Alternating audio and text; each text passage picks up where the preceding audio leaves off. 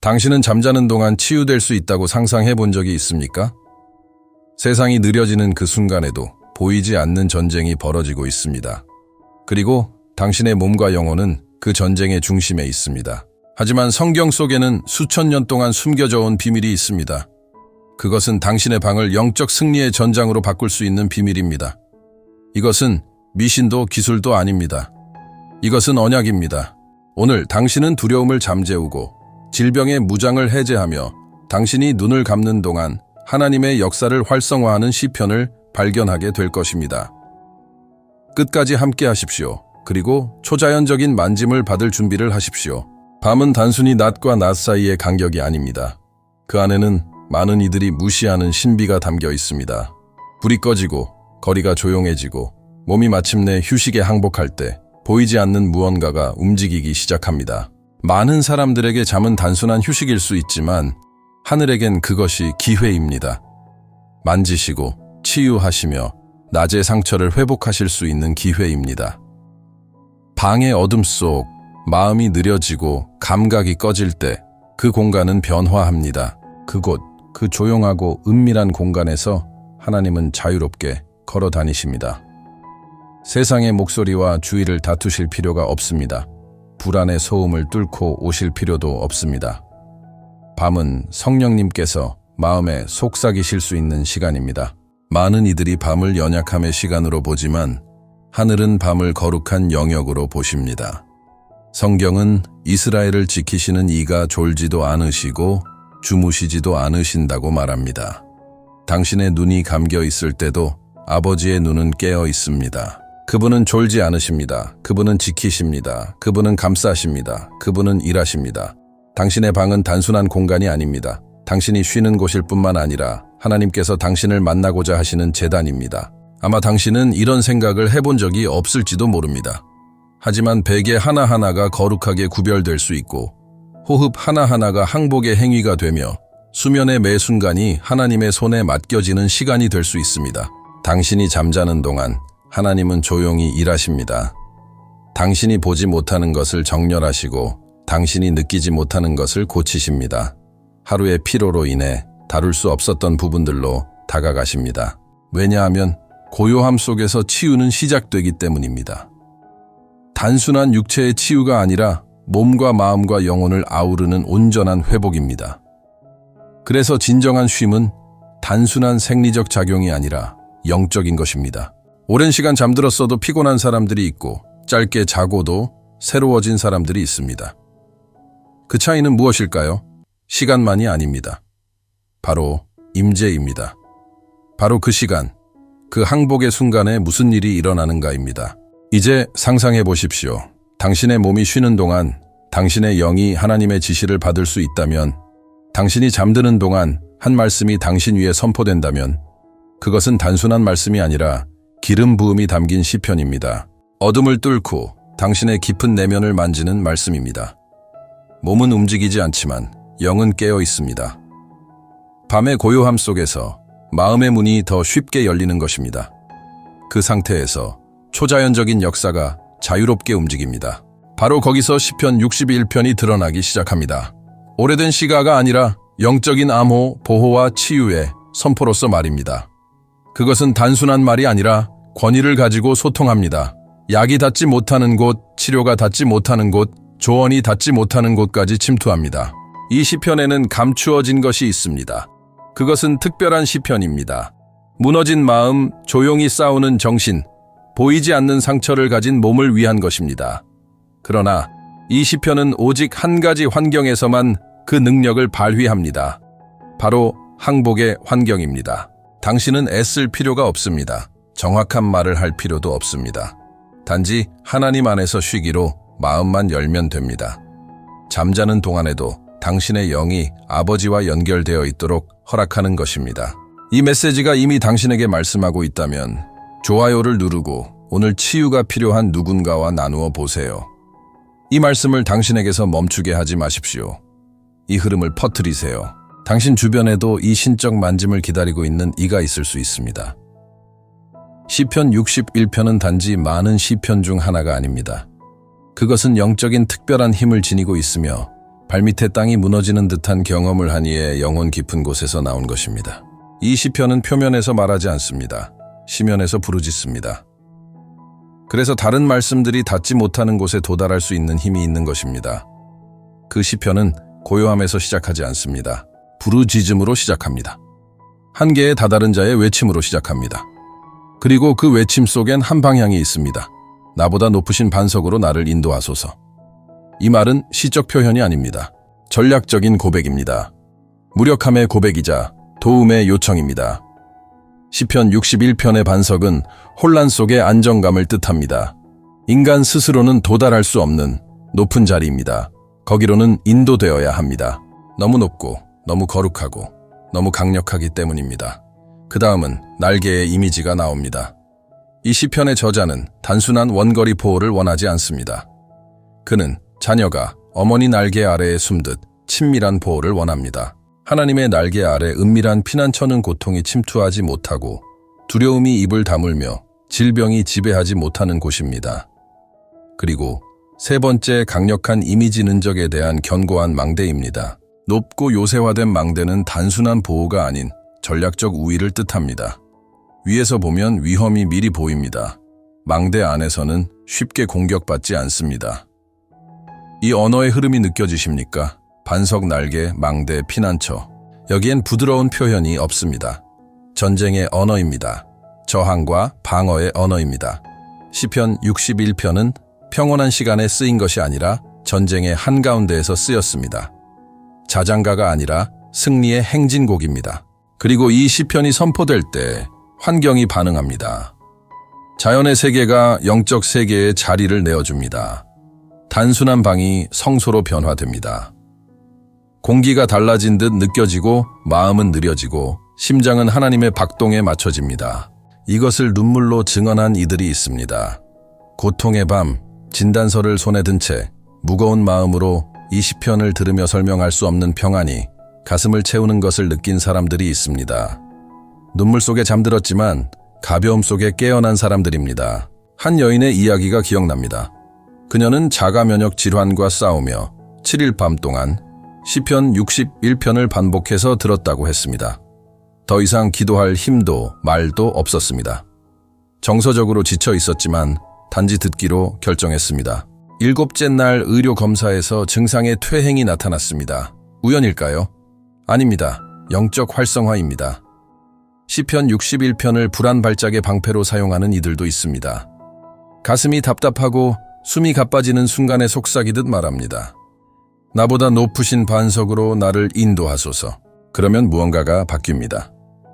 밖이 아니라 안에서. 왜냐하면 하나님의 치유는 단지 고통이 사라지는 것이 아니라 그분의 임재가 나타나는 것이기 때문입니다. 증상이 여전히 있어도 무언가 더 크신 분이 나를 붙들고 계심을 느끼는 순간 몸은 여전히 싸우고 있지만 영혼은 쉼을 얻습니다. 시편 61편은 하나님께서 단지 문제를 제거하시는 분이 아니라 그 위로 우리를 올려놓으시는 분임을 보여줍니다. 우리를 높은 곳에 세우셔서 이전에는 우리를 쓰러뜨리던 것이 이제는 우리에게 닿지 못하게 하십니다. 오늘 그 치유를 받고자 한다면 댓글에 이렇게 적어보세요. 나는 하나님 안에서 쉼을 누립니다. 오늘 바로 당신을 위해 구체적으로 기도하고 싶습니다. 이 단순한 행위가 회복의 수확을 위한 첫 씨앗이 되기를 바랍니다. 진리는 방패입니다. 하지만 우리의 진리가 아닙니다. 감정의 진동, 상황의 진실, 과거의 기록이 아닙니다. 진짜 방패는 하나님이 누구신가에 대한 진리입니다.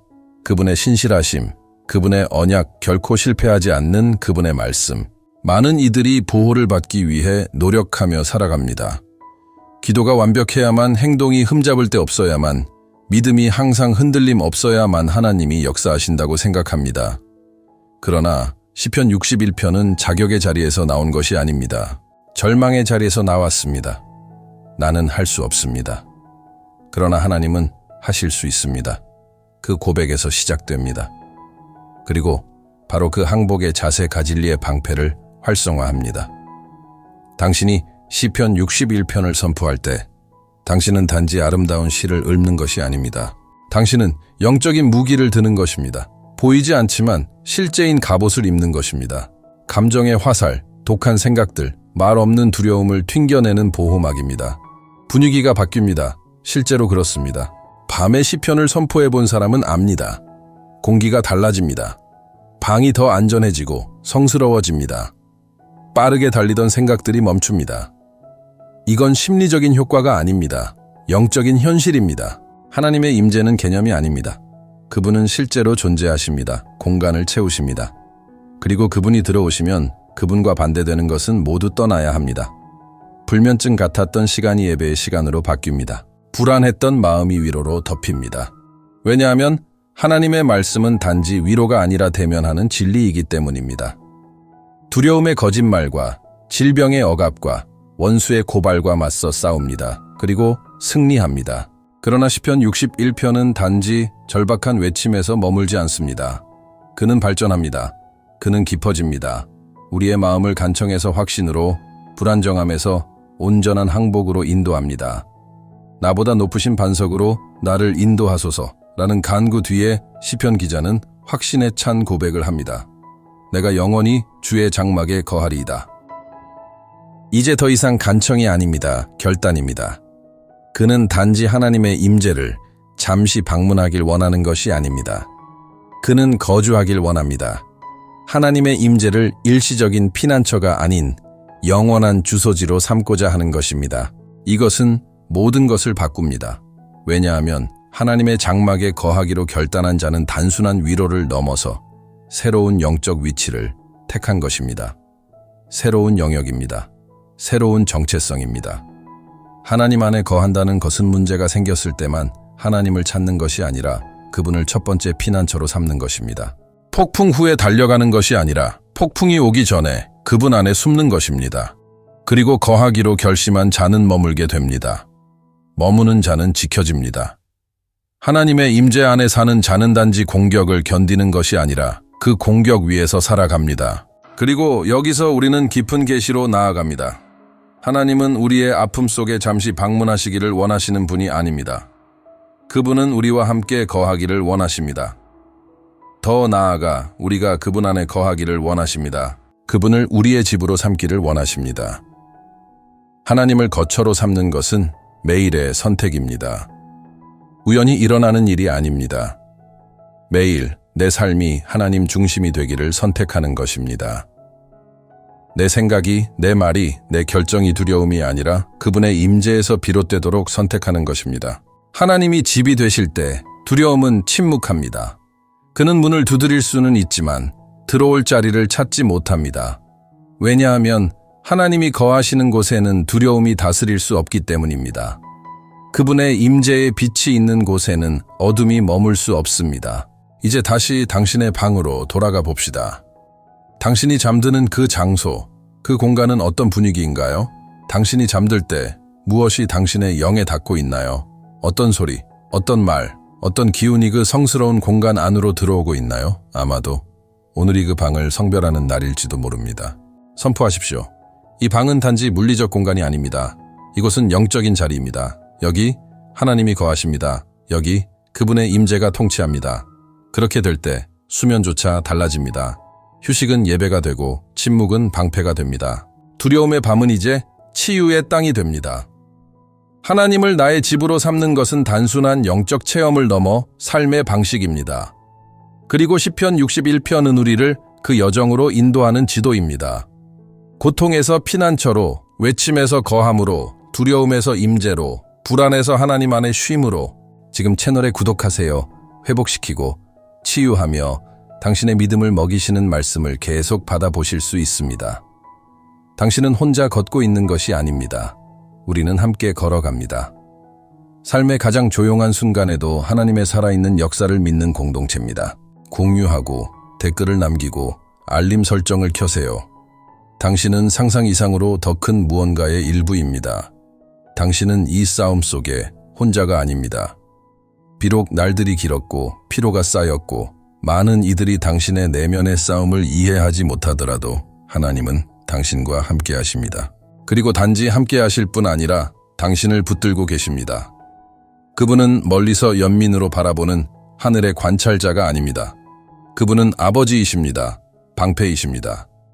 적을 막아내는 견고한 망대이십니다. 그분은 자신의 이름을 부르는 자들을 돕기 위해 보좌에서 일어나시는 분입니다. 지금도 유효한 언약이 있습니다. 잉크와 종이로 쓰인 것이 아니라 피와 약속으로 세워진 언약. 바로 그 언약이 당신의 치유를 지탱하고 있습니다. 당신의 노력 때문이 아닙니다. 당신의 완벽함 때문도 아닙니다. 절대 깨지지 않는 하나님의 약속 때문입니다.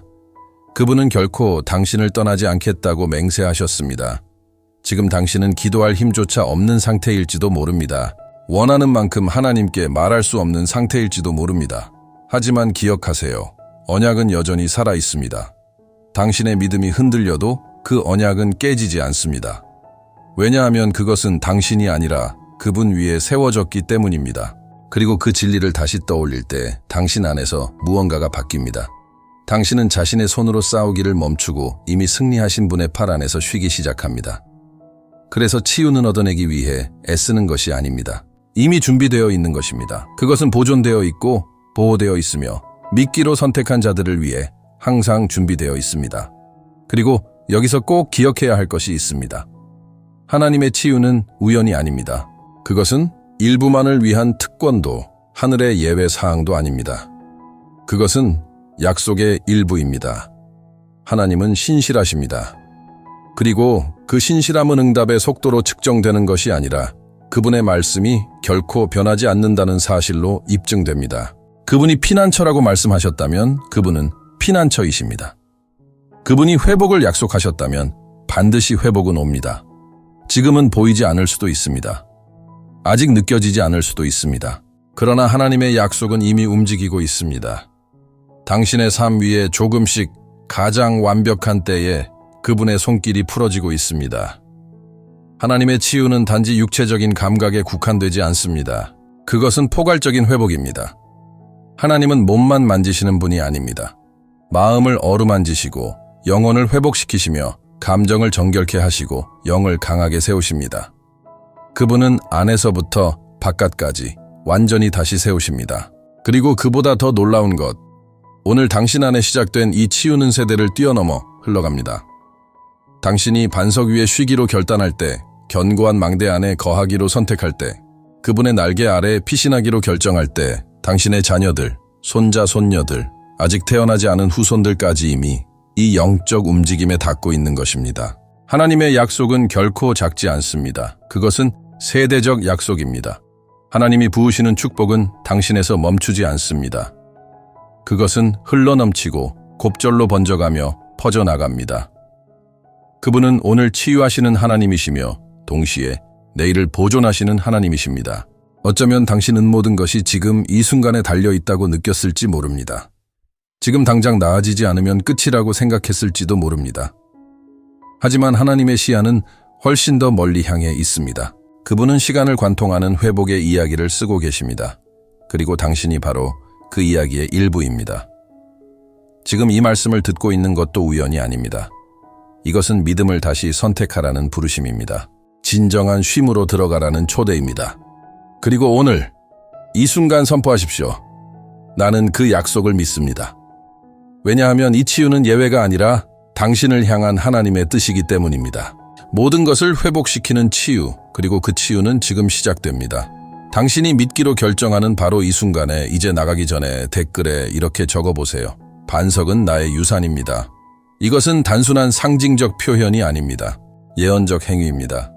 당신의 영이 조용히 받았던 것을 입술로 선포하며 봉인하는 것입니다.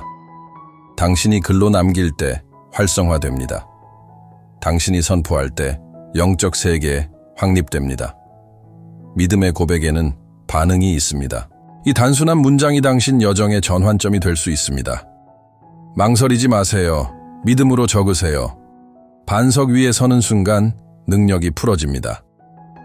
이제 깊게 숨을 들이쉬십시오. 우리는 이 메시지의 가장 거룩한 순간에 도달했습니다. 시편 61편은 단지 글이 아닙니다. 그것은 하나의 영적 영역입니다. 그 안에는 하나님의 임재의 실제 차원을 상징하는 영적 상징들이 살아 숨쉬고 있습니다. 반석 흔들리지 않는 기초, 당신을 괴롭히던 어떤 것도 닿지 못하는 높은 자리, 그곳은 당신이 들어올려지고 과거의 상처에서 분리되는 자리입니다. 거기서 당신은 새로운 시야와 권세를 갖게 됩니다.